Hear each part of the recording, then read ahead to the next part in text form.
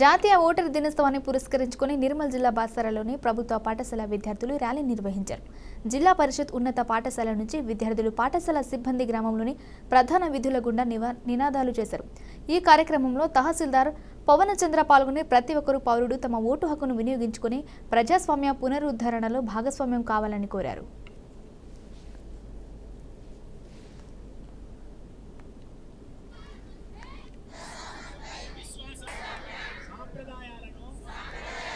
స్వేచ్ఛాయుత మా తోటి ఉపాధ్యాయులందరికీ కూడా నమస్కారము. ఈ ప్రజాస్వామ్య ప్రక్రియ లోపల ఓటు చాలా ప్రముఖమైనది. ఈ ఓటే ఈ దేశ భవిష్యత్తును నిర్మించడంలో ప్రముఖమైనటువంటి పాత్రను వహిస్తుంది.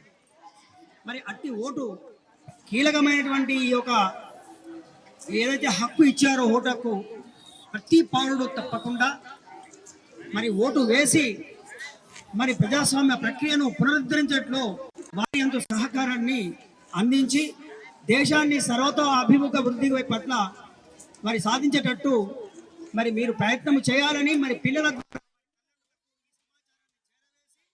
మరి ప్రజాస్వామ్యాన్ని బలవంతం చేయాలని మరి అందరి ఈ సందర్భంగా మరి పిల్లలను, మరి పౌరులను, మరి ప్రతి ఒక్క భారతీయ వాసులందరికీ కూడా ఈ సందర్భంగా మనవి చేస్తున్నాను.